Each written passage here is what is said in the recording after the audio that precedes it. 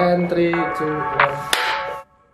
Oke, halo to family, balik lagi sama Indi di Kupas Divisi. Oke, so di podcast hari ini di Kupas Divisi ya kan, aku udah sama teman-teman aku nih, tapi hari ini aku ditemenin sama yang katanya divisi paling langsing gitu kali ya. Jadi kebalikan aku nih.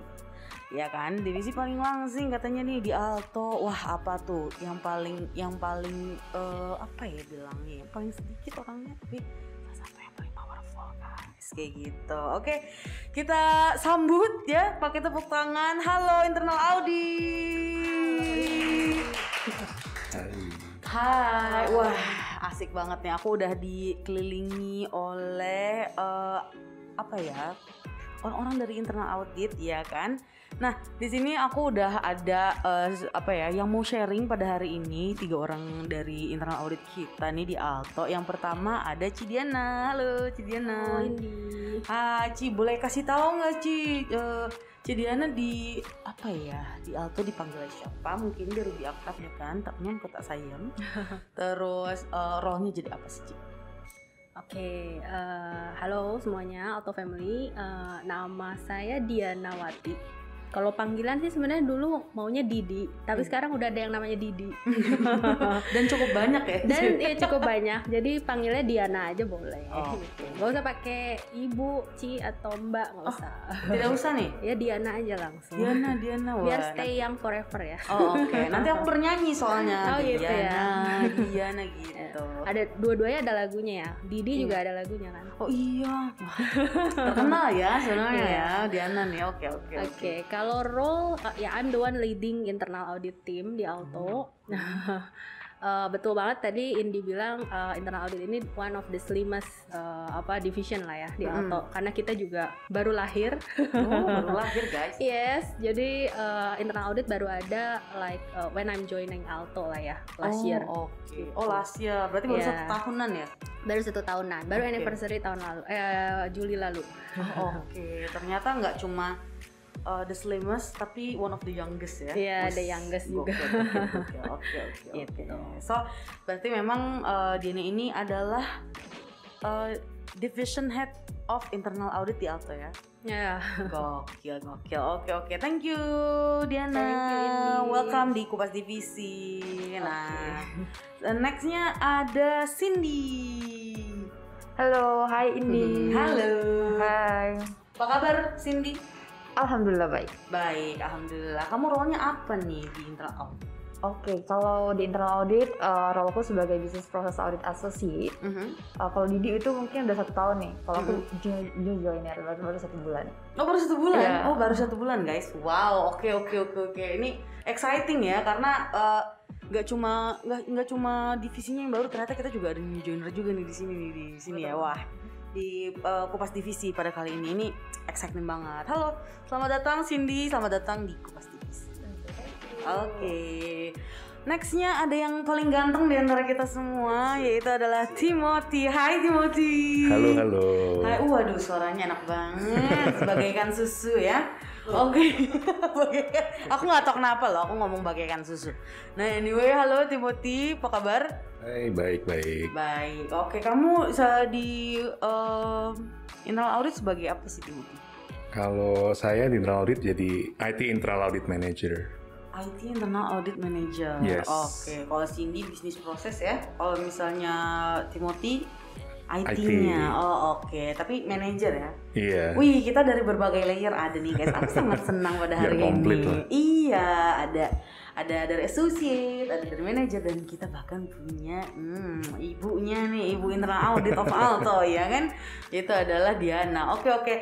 Welcome guys. Welcome di Kupas Divisi. Mudah-mudahan kalian bisa bersenang-senang ya di sini ya. Sambil aku tanya-tanya sedikit tentang internal audit, nggak apa-apa ya? Oke. Siap, asik. Oke deh. Nah, pertanyaan yang pertama sebenarnya gitu ya, mungkin nggak semua orang ngerti apa sih internal audit itu kayak gitu.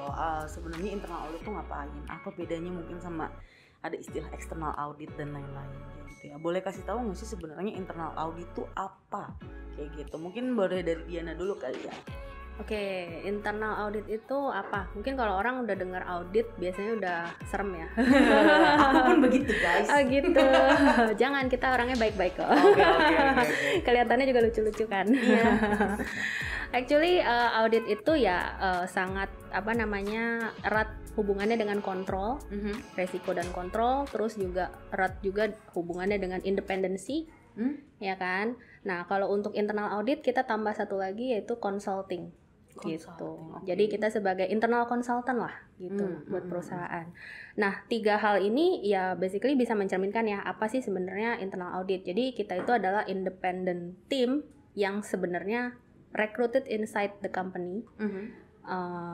Dan kita menjalankan fungsi continuous assessment. Jadi kita akan terus-menerus melakukan assessment terhadap how the company running the business. Gitu. Nah, jadi again tadi kan independent dan kayak assessment plus dari hasil tersebut ya kita kasih recommendation. That's why the consulting partnya di situ. Oh gitu. Gitu. Jadi nggak cuma ngekontrol dari semua proses yang ada di Alto, terus abis itu tentang resikonya tadi, tapi ada konsultannya juga ya? Iya betul. Oke. Kita bisa mengadu. Bisa. Bisa ya, bisa mengadu nih ya pada internal audit. Oke. Nah terus tadi menariknya nih aku merhatiin kalau misalnya Timothy itu IT internal audit manager, kalau misalnya Cindy itu business process associate, ya kan? Nah berarti ada business process dan IT auditor. Nah bedanya tuh gimana sih? Boleh dong Dina kasih tahu ke kita. Oke, jadi Alto ini karena internal auditnya baru kan, so I make it quite simple lah at the beginning gitu loh. Secara pilar kita bagi jadi 3 pilar. Pilar yang pertama itu adalah IT audit, itu Timothy, pilarnya Timothy, dan pilar yang kedua itu adalah business process audit. Itu di Cindy. Nanti next month akan ada manajernya join. Oh wow, hello. Welcome. Seneng Welcome. deh. Dan pilar yang ketiga itu disebut audit and control excellence. Audit and control excellence. Oke, nah kalau dilihat kan apa aja sih ini 3 pilar gitu ya. Karena Alto ini kan kita punya vision the most connected switching, ya kan. Ya betul. Dan actually karena switching company ya bisa dibilang di dalamnya itu base-nya itu adalah tech company, ya kan. Kita kayak more into tech company. Jadi pilar pertama ini adalah yang pilar yang paling strong lah ya, which is IT audit. IT gitu. audit. Okay. Nah, buat apa sih? Nah, again balik lagi ke definisi awal, ya kita perlu melakukan, kita di-hire untuk melakukan continuous assessment. Oke. Apakah information sistem atau information teknologi itu udah properly set untuk menjaga processing data dan lain-lain di dalamnya gitu. That's why ini adalah core functionnya lah dari audit gitu loh. Oke. Gitu. Jadi sepadan gitu kan. Tech company and we have IT audit juga gitu. Betul. Itu pilar pertama. Kalau pilar kedua ya memang tech company base-nya di IT, tapi kita nggak pernah lupa ada proses yang manual juga. Betul. Ya kan? Pasti ada business prosesnya lah secara keseluruhan. That's why we have business process audit. Gitu. Business process audit ini akan fokus untuk mereview secara proses dari yang lain-lainnya itu, yang manual di sekeliling di IT-nya itu, gitu. Dan point of view-nya kalau IT kan mungkin akan lihatnya system base. Kalau business process itu akan view-nya per process base, gitu. Jadi kita chop prosesnya itu per division, ada proses apa aja, gitu. Dan kita akan audit per proses tersebut. Gitu. Okay. Nah kalau pilar yang ketiga ini kan unik ya, audit and control excellence. Yeah. Nah ini sebenarnya berkaca ke function yang consulting tadi. Oke. Jadi di pilar yang ketiga ini namanya audit and control excellence.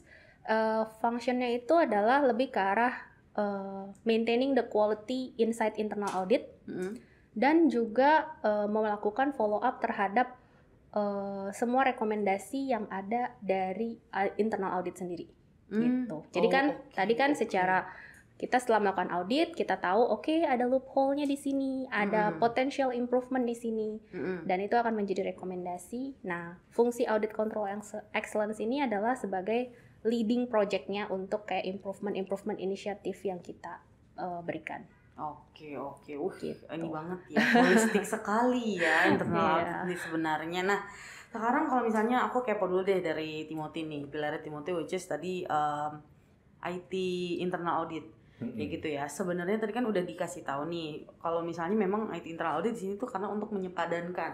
Ya kan? Kita kan tech company ya bisa dibilang seperti itu, therefore ada nih kayak gitu kan IT auditor ini kayak gitu, karena kesehariannya tuh sebenarnya tuh apa aja sih yang diaudit kayak gitu. Oke, kesehariannya ya. Sebenarnya kita basically based on project sih. So every year misalnya depending kan kita juga ada certifications, let's say ISO 27001, terus mungkin ada PCI DSS juga. Itu juga sometimes part of the items that we audit over gitu lah. Jadi basically very depending on the project, tapi kita juga every year have a audit plan. Misalnya apa aja yang mau di go through, terus juga mungkin mau fokus di area apa, over the information systems gitu sih. Oke. Jadi ya daily-nya ya ngerjain itu kan banyak lah. Banyak ya kayak gitu, tapi lebih fokusnya memang ke project ya. Iya. Oke. Nah kalau misalnya bisnis proses nih, kalau misalnya dari Cindy sendiri kayak gitu kan, itu kesehariannya tuh apa aja sih yang diaudit kayak gitu, dan biasanya gimana sih mungkin flow-nya gitu ya? Oke, sebenarnya kalau misalkan bicara soal sistem auditnya, kalau bisnis proses kita mungkin melihat dari prosedurnya dulu nih, gitu kan? Karena kan bisnis proses pasti kita akan melihat apakah sesuai dengan prosedurnya, baik itu eksternal ataupun internal regulations gitu. Jadi pasti kita ada sistem evaluations, terus kita akan coba dulu levelingin dulu kira-kira mana nih yang akan menjadi top layer kita yang mau kita audit kayak gitu. Jadi kita akan create audit plan untuk menyiapkan semua prosesnya kayak gitu sih. Tapi sebenarnya kalau dari bisnis proses audit kita pasti akan melihat dari semua prosedurnya dulu kayak gitu. Oke. Jadi aman gak nih ya kalau misalnya aku bilang ini Alto nih misalnya ya kan, Alto adalah sebuah lingkaran misalnya kayak gitu. Nah untuk si masalah internal auditnya nih kayak gitu kan, itu IT internal audit tuh auditor gitu ya, itu tuh ada di tengah-tengah, terus bisnis proses tuh mengelilinginya. Bisa nggak kayak gitu bilangnya? Karena kan bisnis proses kan seperti yang tadi Diana bilang nih, nge-support sebenarnya kayak gitu. Tapi untuk menyepadankan bahwa kita adalah tech company, kita punya IT auditor kayak gitu. Actually mungkin kalau pakai analogi surround itu kurang pas sih, lebih ke arah sejalan gitu. Karena kalau kita melihat sesuatu hal itu kan biasanya kita akan bagi jadi 3 framework nih, people, proses, dan teknologi, ya kan.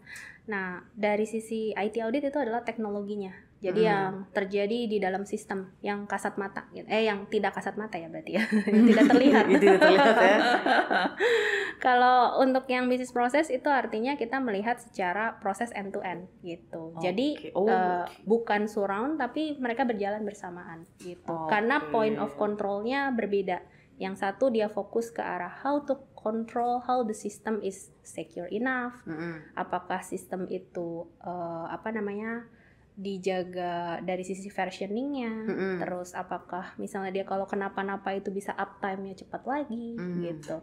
Jadi dia fokusnya objek auditnya itu adalah sistemnya, how the system works gitu loh. Kalau bisnis proses itu kita lebih fokus ke arah proses end to end-nya gitu. Misalnya kayak mau lihat dari sisi yang sekarang lagi audit itu PPT atau misalnya customer experience gitu, how we manage incident coming from our customer gitu kan. Terus juga follow up-nya gimana. Nah, itu kita lihat end to end-nya, mulai dari tiket problem itu masuk sampai dia di close gitu. Jadi scope-nya seperti itu. Makanya mungkin sejalan lah gitu. Oke. Mungkin aku sekarang lebih kepo justru. Tadi Diana bilang di awal-awal ya kan, kalau misalnya internal audit itu adalah sebuah independen tadi namanya? Independent tim iya, atau misalnya sebuah komunitas ya. Kenapa komunitas ya? Sekumpulan orang kali ya, memang independent tim gitu yang direkrut dan kebetulan paling muda gitu ya di Alto gitu untuk memang melihat, mengontrol resiko dan juga menjadi konsultan gitu di dalam gitu kan. Tapi sebenarnya kenapa menurut kalian nih ya, kenapa penting gitu untuk kita tuh mempunyai bahkan tuh independent team yang kita rekrut sendiri? Kenapa Alto butuh itu untuk sendiri gitu? Kenapa kita nggak ya ke konsultan aja gitu? What do you guys think? Mungkin dari Timothy dulu kali ya. Oke. First of all itu juga apa namanya, basisnya juga on regulations. So basically apa namanya dari BI ya.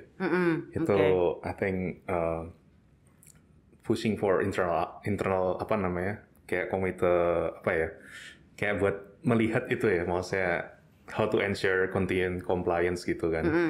Ya one of the items ya internal audit itu. Gitu sih.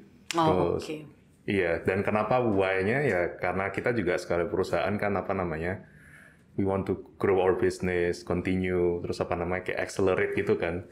Tapi satu sisi juga harus ada orang yang bisa ngejagain. Maksudnya supaya misalnya kalau mobil ngegas kan kenceng kan, tapi kalau nggak ada remnya nabrak kemana-mana gitu kan. Betul. Jadi kita yang ngejagain juga gitu. Oh, menarik. To put appropriate controls, apa namanya, dan juga ensure maksudnya ya tetap safe walaupun kita kenceng gitu lah. Oke. Yes. Oke, sekarang kalau gitu berarti bisa dianalogikan tadi ya, ada rem. Kita menjadi rem nih di internal audit itu adalah rem, kayak gitu kan. Boleh jelasin nggak kapan kita itu sebenarnya harus ngerem nih? Kayak gitu. Kapan kita sebenarnya harus ngerem dan akhirnya mengevaluasi si proses IT pun ataupun bisnis proses kayak gitu ya. Kapan sih kita harus mengevaluasi apakah ada timeline-nya atau sebenarnya itu continuous gitu kan, terus menerus atau kayak gimana? Mungkin boleh Cindy deh. Kalau untuk masalah mengerem gitu kan ya, sebenarnya kalau dari bisnis proses, dari kacamata bisnis proses, yang kita lihat adalah dari prosesnya itu sendiri. Kita akan melihat dulu apakah dari satu divisi itu ada, kita evaluasi dulu kira-kira apakah ada nggak kesalahan yang terjadi kayak gitu kan ya. Jadi kalau misalkan memang ada kayak sedikit celah dari prosedur yang tidak sesuai dengan regulations-nya, so kita akan coba evaluate dan kita akan lihat kayak salahnya di mana nih, bisa apa sih yang bisa improvement apa yang bisa kita lakukan. Since internal audit adalah internal control gitu loh, kayak kita mengontrol sistem yang ada di proses kita sendiri gitu sih. Jadi kita melihat sebenarnya dari internal control kita gitu kan, kita menjaga internal control dari Alto sendiri seperti apa kayak gitu. Kalau dari bisnis proses. Dan itu tuh berapa lama sih biasanya dilakukannya? Apakah setahun sekali kah atau ya udah terus menerus aja gitu selalu dikontrol gitu atau gimana? So that's why kita punya namanya audit plan gitu kan, karena dari situ kita juga bisa mengevaluasi sebenarnya apa sih yang menjadi faktor ataupun level yang paling tinggi dari sistem audit kita. Misalkan kayak core produk kita apa nih gitu kan. Jadi kita akan melevel sistemnya gitu kan. Jadi kalau misalnya kita tahu bahwa IT adalah top layernya, so that's why IT akan menjadi priority untuk kita audit gitu. So kita akan membuat level seperti itu sehingga kita tahu sebenarnya bisa dibilang fokus kita mau di mana nih gitu. Jadi kalau misalnya core-nya udah baik, so kita akan bisa melihat layer-layer selanjutnya dan kita juga akan bisa mengevaluasi seperti itu. Oke. Boleh nggak sih kasih tahu aku tentang flow-nya? Awalnya tuh dari internal audit melakukan apa, terus divisinya harus melakukan apa, terus abis itu sampai nanti kita dapat evaluasinya, itu tuh flow overall-nya tuh seperti apa? Mungkin dari Diana kali ya. Jadi mungkin sedikit nambahin tadi ya, ini kan nanya internal audit itu kapan sih perlu melakukan audit gitu kan. Actually ya tadi Cindy juga udah bilang kan, we have like plan gitu kan. Kita punya audit plan. Nah, gimana kita nyusun audit plan-nya? Balik lagi kita lihat dari figure risikonya. Jadi kalau pakai analogi mobil sama rem, ya kita lihat dulu ini jalanannya banyak jurangnya nggak, terus banyak kerikilnya nggak gitu. Dan kalau ada seperti itu kan berarti kita harus lihat, berarti kita harus ngerem di titik ini. Jadi kita harus cek di sisi ini gitu. Jadi resiko yang paling besar itu yang harus kita lakukan duluan gitu lah ya ibaratnya. Terus kalau ditanya frekuensinya, itu ya depends. Kalau kita lihat, kayaknya jurang itu ada setiap 1 bulan nih, atau setiap 1 tahun gitu ya, setiap 1 tahun cycle, dan ya kita harus lakukan 1 tahun. Atau kalau resikonya lebih tinggi, akan lebih cepat lagi kita lakukan auditnya. Tapi kalau resikonya rendah, mungkin kita bisa longer period lah, 2 tahun atau 3 tahun gitu. Jadi itu semua audit itu seni sih, basically. Wow. Tapi memang berarti tergantung dari ini ya, kayak kata Cinta tadi ya, lihat prioritasnya kali ya. Betul, kayak gitu. priority dan kita tentuin prioritinya dari risk. Nah, kalau pertanyaan Indi yang terakhir tadi terkait dengan tahapannya ya. Tahapannya itu apa sih? Oke, tahapan kita udah pasti satu adalah planning. Jadi before we doing audit gitu kan, kita harus punya proper planning. Ya dong, nggak mungkin kita hajar langsung tanpa ada proper planning di depannya. Betul. Jadi ya every activity actually ya have planning lah ya, dan terutama di audit itu planning adalah something yang paling important lah gitu. Nah setelah planning ya kita biasanya akan start the project with kick off. Jadi ada kick off, di situ field work ya biasalah audit prosesnya ya. Kalau ditanya apa yang harus disiapin sama divisi, ya divisi actually what we are auditing adalah BAU-nya mereka. Jadi ya mereka nggak perlu siapin apa-apa, just jadi diri sendiri aja gitu loh. Dan jadi diri sendiri ya, oke. Yes. Karena kita internal audit kan, tujuan kita adalah mengcapture seluas mungkin atau senyata mungkin apa yang terjadi di lapangan. Jangan sampai mereka pakai smoke screen buat nutupin sesuatu dari kita. Karena kan ya karena tujuannya sebenarnya bukan untuk mencari kesalahan, tapi kita itu tujuannya adalah become a better company. Ya kan, jadi ya kalau memang mereka merasa ada ganjelan dalam sehari-hari kayak yang tadi Indi bilang pengaduan gitu ya, iya betul, itu adalah momen yang pas gitu. Jadi saat ada audit ya sampaikan aja sebenarnya kita ngelakuin ini tuh kayaknya agak terbebani gitu, atau agak merasa ini rutinitas yang udah mulai capek atau gimana, itu disampaikan aja dan kita akan ya cari way out-nya gitu loh, ya kan? Karena kan again kita lihat dari 3 sisi, people, proses, teknologi. Jangan sampai prosesnya excellence tapi people-nya burn out gitu. Kita juga nggak mau. Gitu. Jadi ya we need to keep balance lah gitu. Jadi itu pas field work, terus yang terakhir setelah field work ya pasti reporting ya. Karena kan kita harus wrap up, what we capture, ini adalah portraitnya, current condition. Nah setelah selesai reporting ya kita deliver the result, dan tahap akhirnya ya pasti follow up dari hasil report tersebut. Karena kita di situ akan minta apa yang kita rekomendasikan dari masing-masing divisi itu memberikan jawaban action plan-nya kita apa, gitu. Jadi karena balik lagi ya definisi internal audit kan kita harus independent. We cannot design what they need to do, gitu loh.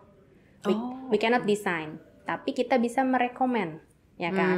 Dan kita bisa memberikan memberitahu concern-nya apa. Concern ini dalam artian resikonya apa, ya kan? Nah, dan mereka sebagai owner dari proses tersebut, mereka akan mendefinisikan, kita aware ada resiko ini, dan kita akan menerapkan apa-apa aja untuk menghindari resiko tersebut terjadi. Jadi, action plan harus dari sisi proses owner. Gitu. Iyalah, kayak misalnya nih kita ngobrol gitu ya, Indi bilang, aduh, tenggorokan gak enak nih, gitu kan. Ya paling dari internal audit cuma bisa bilang, rekomendasinya adalah coba banyak minum air putih, ya kan. Terus juga mungkin bisa coba minum vitamin dan lain-lain gitu kan. Tapi yang melakukan kan tetap dari Indi. Ini mau pilih yang mana nih? Apakah mau abis ini pulang cari vitamin ke apotek, atau mau clubbing atau mau ya udahlah tenggorokan sakit mah minum obat juga bisa gitu. Betul, kan ya kan, atau mau menerapkan pola hidup sehat. Jadi kita cuma bisa sebatas kasih tahu concernnya apa, resikonya nanti kalau makin parah suaranya hilang loh gitu. Seperti dokter ya orang-orang internal audit nih itu ya nggak juga sih. Soalnya kan merekomendasikan berdasarkan apa yang udah dilakukan, terus kalau misalnya udah direkomendasikan apakah dijalankan atau enggak, kan itu kan memang dari si divisi tersebut ya. Betul, tapi kita berusaha ikat komitmennya itu. Jadi beda nih kalau kayak dokter kan ya udah pulang terserah kan. Kalau kita akan ikat kayak action plan-nya apa, timeline-nya kapan, kita akan cek lagi gitu. Jadi dilakukan nggak? Misalnya kayak janji deh habis ini akan berhenti makan gorengan. Timelinenya mulai hari ini misalnya. Kita cek ya 3 bulan lagi beneran nggak beli gorengan. gitu. Oh iya ya, memang Kayak gitu. Jadi kita penuh dengan tagih janjinya. kontrol ya. Dibilang dengan kontrol ya, memang sangat penuh kontrol. Oke. Oke, mantap banget nih penjelasan Diana nih. Oke. Nah, terus kalau misalnya dari Timothy nih, kan kita punya auditor sendiri untuk proses-proses di masalah IT-nya kita kayak gitu kan. Sebenarnya apa sih challenge-nya? Apa sih yang menurut Timothy itu signifikan enough gitu menjadi sebuah wah gila ini susah banget nih untuk dilakukan kayak gitu sebagai IT auditor di sini. Oke. Sebenarnya challenge yang susah banget tuh kayak ya not really sih, tapi ya in general, tapi apa namanya ya kan kalau dulu kan aku mantan external auditor kan. Oh oke. Kalau external auditor ya biasa kita kayak bisa nge-push auditinya tuh kayak ya suka-suka gitu lah, maksudnya ya ini pokoknya gue kebutuhannya ini gue nggak mau tahu gitu lah. Oke. Tapi kalau misalnya di sini kan saya kan internal audit, jadi kayak apa namanya waktu kita mau nge-audit gitu, ya yang jadi challenge-ku misalnya berusaha supaya nggak sampai mengganggu teman-teman di yang kita audit gitu lah. Asin kayak misalnya kita grecokin terus minta data nggak efisien gitu kan, misalnya minta interview lagi, inquiry ulang-ulang gitu kan, bikin mereka nggak bisa ngelakuin BAU-nya gitu lah kayak. Jadi ya challenge-nya supaya apa namanya kita bisa bekerja super efisien, jadi kita bisa meminimalisir kayak hal-hal yang nggak perlu untuk diulangin gitu lah. Jadi kayak ya supaya semua happy kan, kalau kadang-kadang ketemu audit, aduh di audit mulu gitu kan, kayak maksudnya capek kan dimintain data mulu, diajak inquiry terus gitu kan. Jadi challenge-nya ya menimang-nimang supaya maksudnya kita in a way kita bisa achieve our goals buat melakukan finish project kita, tapi satu sisi mereka juga happy-happy aja stakeholders-nya karena kita nggak ganggu-ganggu banget gitu lah. Jadi keseimbangannya ya. Yes, betul. Keseimbangan dari tetap terkontrol prosesnya, tapi tidak mengganggu BAU gitu ya. Iya, betul. Tidak mengganggu bisnisnya itu sendiri. Oke. Nah kalau dari sini nih, sebagai bisnis proses auditor nih, apa sih challenge dari sebagai bisnis proses auditor? What do you think? Honestly speaking, karena baru join kali ya, jadi kayak belum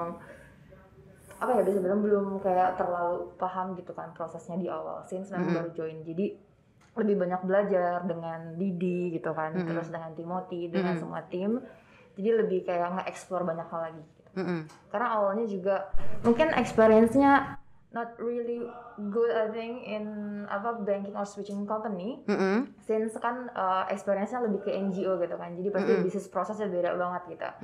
So challenge-nya adalah kayak gimana sih kita lebih ke adaptations-nya gitu kan, proses adaptasi sendiri untuk memahami bisnis prosesnya ternyata seperti ini gitu. Jadi kayak sering lebih agile aja untuk baca, terus kayak proaktif untuk nanya gitu. Gitu sih di situ challenge-nya. Oke. Nah, kan kalau misalnya ini ada bahasa sebuah istilah yang menurut aku itu sangat auditor. Itu adalah finding. Iya kan? Nah, ini menurut aku tuh sangat-sangat audit sekali ya bahasa finding ini ya, kayak gitu ya. Nah, sebenarnya nih kan seperti yang tadi teman-teman bilang di sini gitu kan. Mari kita break the stigma of auditor ya kan. Kalau sebenarnya auditor tuh serem gitu, nggak kayak gitu ya kan sebenarnya justru mau ngebantu kayak gitu kan. Kayak apa sih sebenarnya masalah lu istilahnya kayak gitu. Kita bisa bantu apa? Kita kasih rekomendasi apa? Ya kan kayak gitu kan. Tapi kalau misalnya ketemu finding kayak gitu, karena kalau ketemu finding nih udah finding nih kayak gitu kan, si yang diauditnya gitu kan, itu kan waduh ketemu finding nih. Sebenarnya boleh nggak sih kasih kita rekomendasi mungkin kali ya, kasih kita sedikit pesan kayak gitu kalau misalnya menemukan finding. Sebenarnya kita itu tuh sebagai warga sipil biasa bukan sebagai auditor ya, sebagai warga sipil biasa kita tuh sebenarnya harusnya tuh ngapain sih, apa apa yang bisa kita lakukan gitu untuk lebih proaktif dan kalau misalnya kita menemukan finding kayak gitu. Mungkin dari Diana kali ya. Kalau finding ini sebenarnya oke. Lanjut. Kalau finding sih sebenarnya actually it's not only audit terms lah ya, tapi memang lebih apa ya, orang lebih merelatekan itu sama audit lah gitu ya. Sebenarnya findings itu lately gitu kalau di company lamaku gitu ya, sebutnya udah bukan findings lagi tapi facts gitu, atau facts finding gitu ya. Jadi kayak fakta gitu loh. Karena yang kita jabarkan adalah kondisi realnya seperti apa. Dan itu actually bukan cuma audit aja yang bisa capture, tapi kayak managers level or division head level itu bisa gitu kan mengcapture hal tersebut. That's why we call it internal control, ya kan. Nah, apa sih yang harus dilakukan supaya bisa lebih proaktif? Ya berarti yang harus dilakukan first thing first adalah awareness-nya itu dulu yang harus dibangun ya. Awareness. Ya, awareness di sini dalam artian kita kerja dan tahu apa sih sebenarnya meaning kerjaan kita. Ya kan, bukan cuma sekedar robot gitu. I mean kayak ya udah following the procedure, we need to do this and that gitu kan. Tapi tahu apa yang terjadi kalau ini nggak kita lakukan, apa yang terjadi kalau ini kita lakukannya salah gitu loh. Nah di situ kan muncullah istilah resiko, ya kan. Nah kalau resiko itu ada, kontrolnya ada, which is dengan proses yang terjadi sehari-hari, harusnya dengan kesadaran itu sendiri, mereka bisa tahu, oh, gue udah melakukan sesuatu yang salah, which is bisa menjadi finding, gitu. Jadi di tahap awal itu udah bisa ke-eliminate dari diri sendiri. Nah, kalau dari sisi manager atau division head, ya mereka bisa melihat, loh, waktu mereka memonitor pekerjaan, performance monitoring pekerjaan tim mereka akan aware kan. Loh, mereka tidak melakukan ini, impact-nya tuh ke sini. Dan itu ya perlu diperbaiki gitu loh. Jadi nggak perlu nunggu audit datang untuk ngecek, tapi mereka bisa melakukan self-assessment dulu. Itu sih harapannya. Gitu. Jadi yang kita lakukan betul kita melakukan review, terus nanti akan memberikan finding, terus nanti akan ada rekomendasi gitu kan. Tapi harapannya sebenarnya setiap hari itu masing-masing tim juga bisa melakukan self reflection dulu gitu loh. Setiap hari. Setiap hari. Oh wow, oke guys. Setiap hari. Karena kan kita datang kerja pasti dengan kesadaran ya. Iya betul dong. Bukan zombie. Iya. Meskipun ya banyak kan gitu istilahnya during pandemic ini kita jadi zombie ya. Zombie, survival betul. mode on kan. Tapi ya harapannya jangan gitu loh. Karena kita kan perlu put meaning to our life lah gitu ya. Betul guys, put meaning to your life ya. Iya, jadi ya tadi kalau pertanyaan ini menjawab nggak sih? Jadi Indi kan nanya finding itu gimana sih bisa di itunya solve ya? Ini kan? menjawab sekali. Tenang saja. Oke. Mantap kalau kayak gitu. Ternyata memang ini ya. Bagaimana bisa menjadi proaktif gitu ya dalam kalau misalnya kita dapat finding nih, ayo dapat finding gitu kan.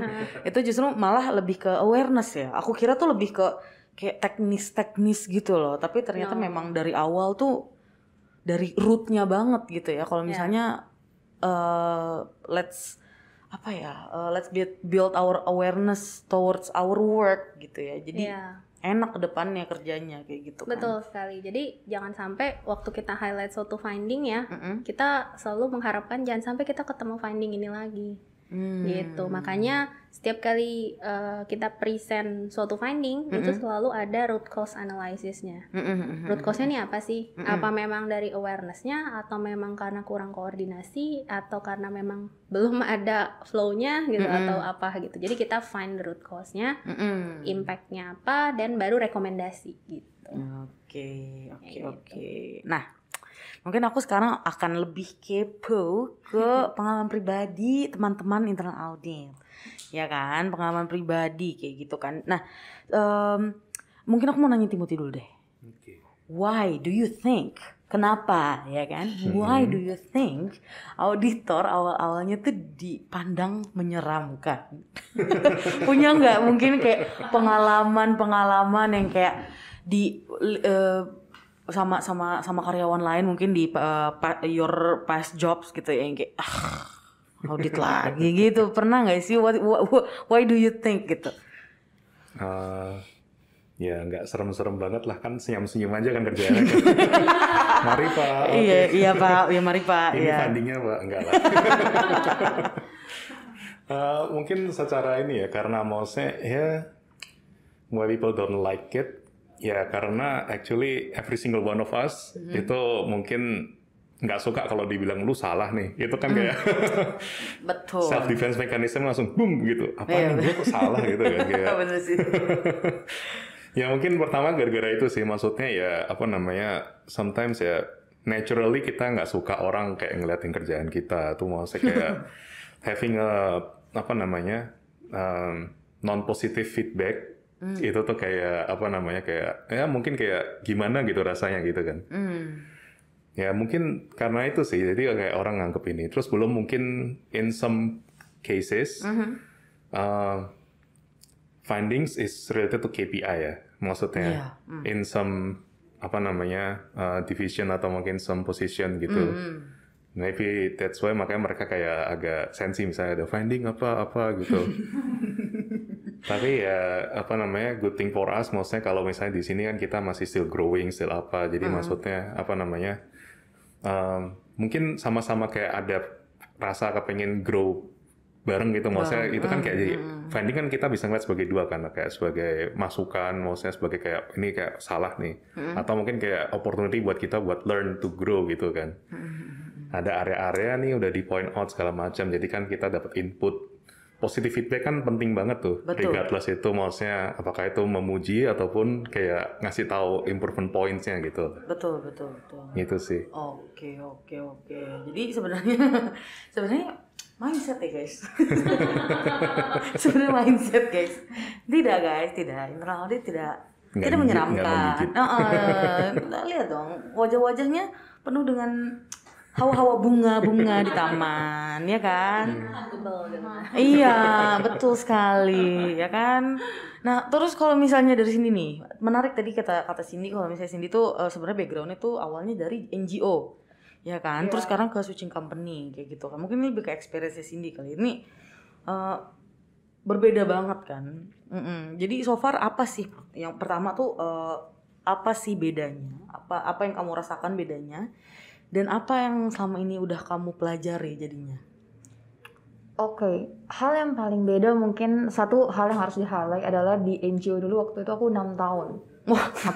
Oke, di NGO. Jadi mungkin produknya ketika dia punya satu produk ataupun dia nge-create another product, itu aku udah paham, oh ini produknya kan seperti ini value-nya gitu kan. Jadi ketika bicara soal product propositions ataupun hal related dengan regulations, aku sangat mengerti hal itu. So that's why ketika terjun hanya 1 tahun sebagai tim internal auditor, kayak aku udah paham, oh prosesnya seperti ini gitu kan. Ketika kita nge-create prosesnya, aku udah paham gitu. Tapi ketika coba jump to another level, which is ketika apply di switching company, itu sangat challenging sih sebenarnya, karena walaupun itu business process audit, tapi kan business prosesnya beda banget gitu kan. Jadi kayak switching company apa nih kayak gitu kan, kayak kira-kira seperti apa sih di dalamnya kayak gitu kan, pasti ada proses-proses yang beda kayak gitu.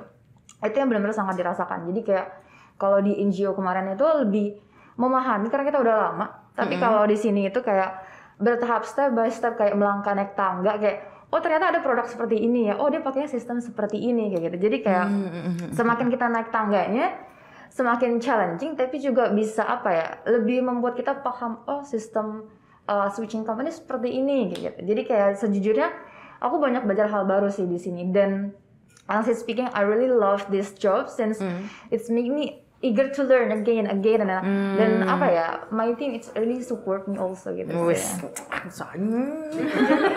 Karena ada di vetnya kali.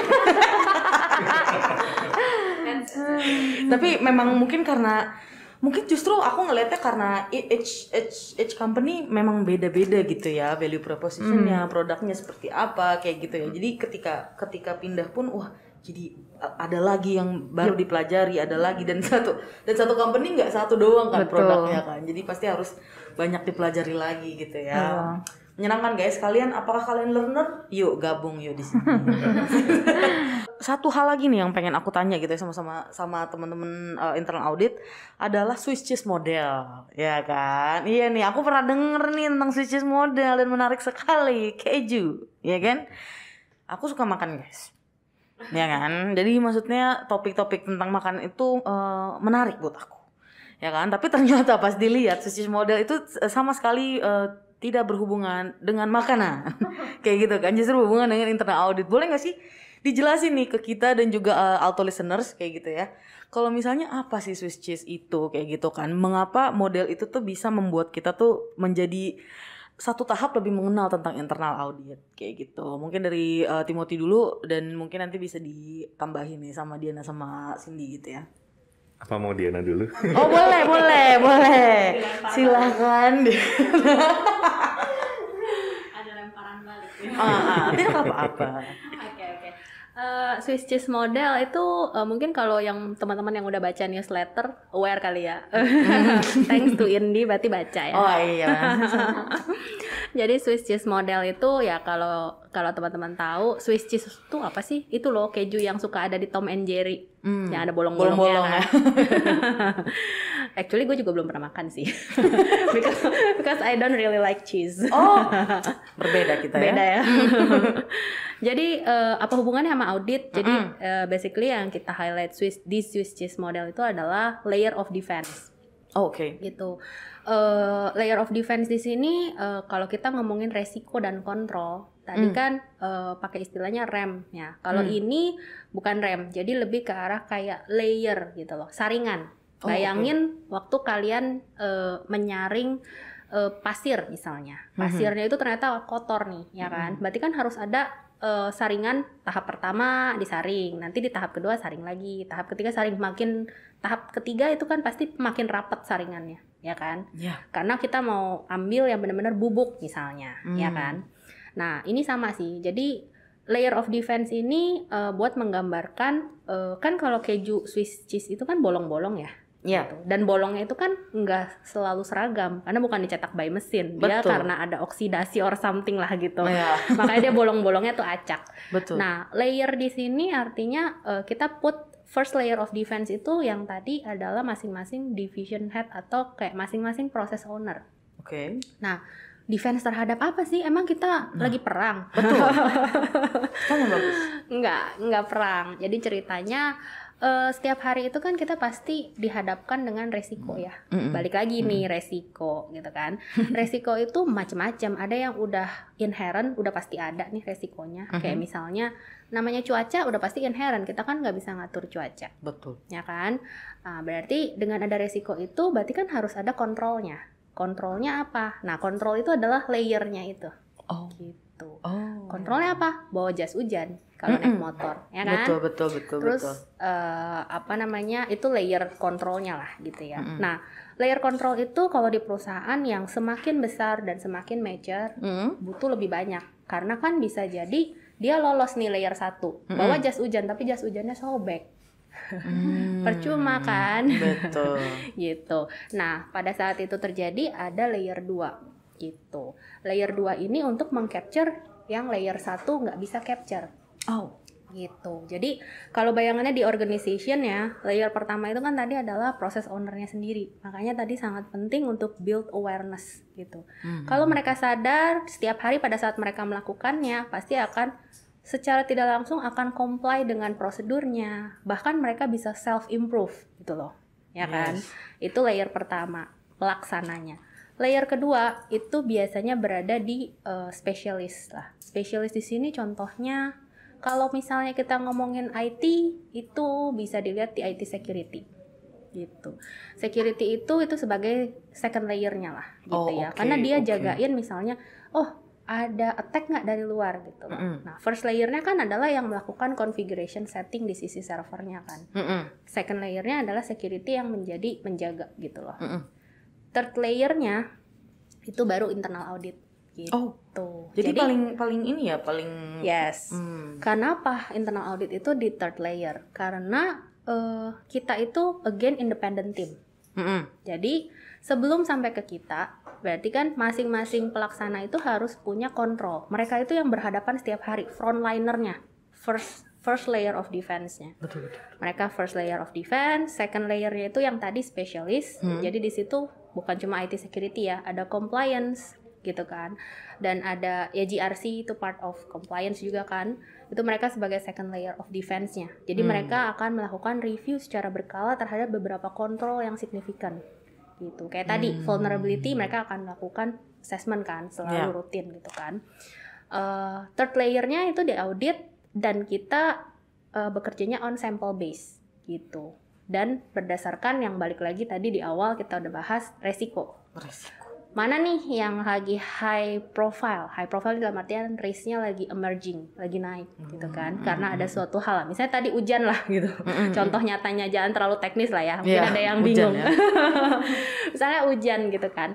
Ya apa namanya, kan dari audit ya nggak bisa ngelihat setiap hari gitu. Kita maksudnya ya on yearly basis. Oke, kita lihat impact-nya aja paling. Nih orang flu berapa kali nih karena kehujanan. Oh oke. Lihat dari impact-nya ya, hasilnya ya. Iya, karena kita kan sifatnya detektif gitu loh. Kita lihat mundur ke belakang nih. Beda kalau yang sehari-hari ada preventif ya kan, preventif control gitu. Kayak gitu-gitu. Jadi itu third layer dan biasanya kalau di teori yang baru ada fourth layer of defense. Bisa tebak nggak nih siapa? Quiz for Indi. Siapa ya fourth layer ya? Cluenya audit juga.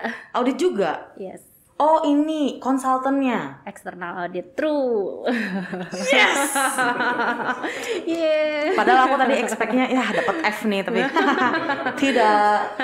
Oke. Ya jadi fourth layer of defense itu adalah external audit. Jadi mereka akan punya tingkat sampel yang lebih sedikit lagi. Jadi mereka hanya random check aja gitu. Oh gitu. Dan berdasarkan mereka banyak limitation lah. Jadi mereka nggak akan sedip internal audit.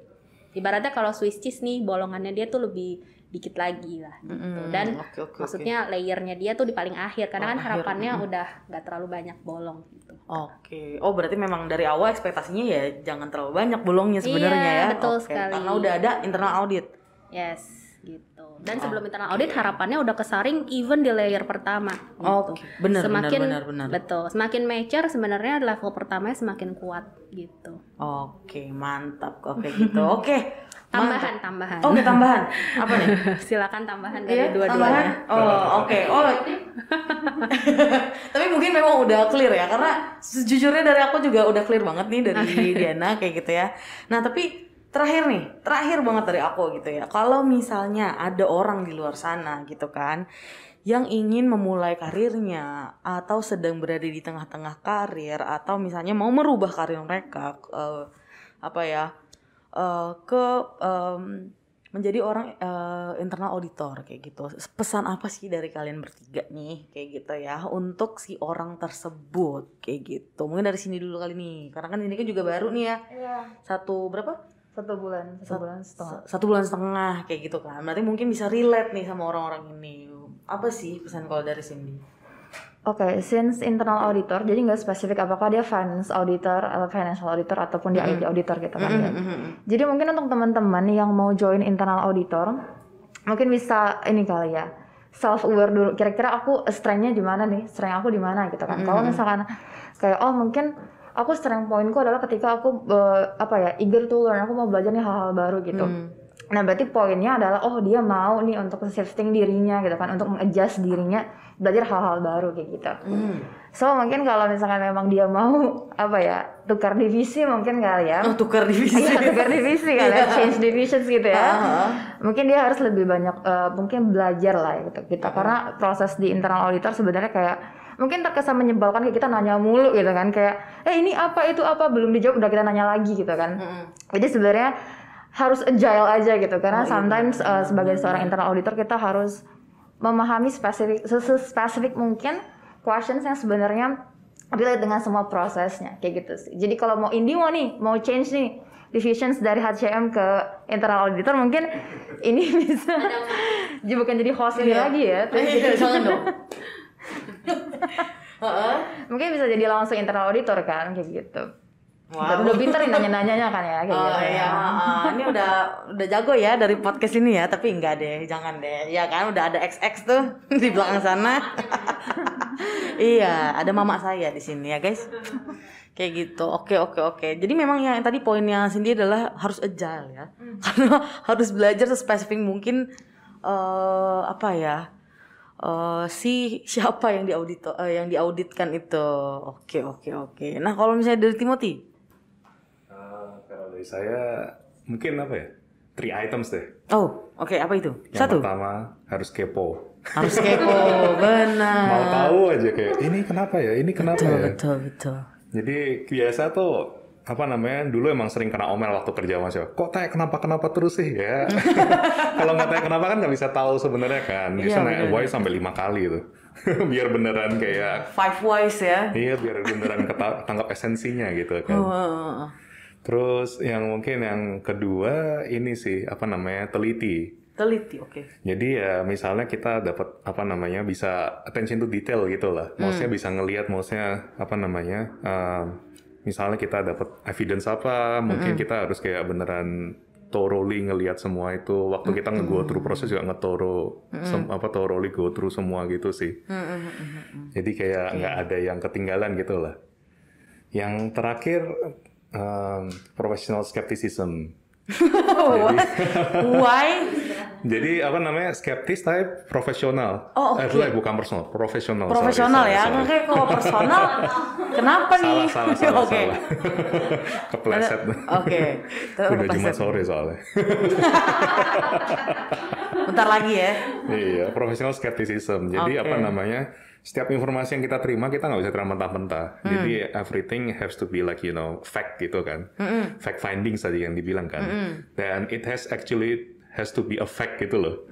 Jadi ya nggak bisa kayak katanya siapa itu kan paling ampuh kan kalau kemana-mana ngobrol. Oh iya katanya si ini, katanya loh. Tapi kayak katanya itu cara bergosip tapi tanpa menimbulkan dosa pada diri sendiri. Katanya. Katanya doang kan. Jadi ya itulah maksudnya. Oke. Jadi yang pertama kepo, yang kedua itu teliti, yang ketiga itu professional skepticism. Iya. Bagus ya. Terus ditambah tadi poinnya sini agile ya untuk belajar. Oke, wah udah dapat 4 poin nih guys. Tips nih dari teman-teman kita. Nah, terakhir dari Diana gimana nih? Susah nih, udah dirangkum semua sama yang lain. Ya basically mungkin tambahan aja satu kali ya. Bener banget tadi modalnya kita itu sebenarnya kepo. Jadi kalau ditanya nih sama teman-teman sebenarnya jadi internal audit itu apa sih? Apa keren ya gitu ya jadi audit tuh kan. Sebenarnya modalnya kita cuma satu sih, kepo. Jadi mau cari tahu gitu kan. Karena kan kalau kita nggak mau cari tahu, kita nggak tahu gimana kita tadi balik lagi untuk menentukan profil resikonya. Ya kan, kalau kita nggak tahu gimana kita mau memapping resikonya dan gimana kita mau melangkah untuk pertama kali gitu, ya kan. Nah tambahan mungkin kalau tadi kan udah 4 tuh, kepo, terus professional skepticism, profesional ya. Terus tadi apalagi teliti sama agile. Mungkin tambahan satu lagi adalah kreatif. Ya. Kenapa kreatif? Nah, karena audit itu kan seni. Oh iya, oke. Audit itu sendiri. Jadi di audit sendiri kita kan selalu berhubungan sama people, ya kan.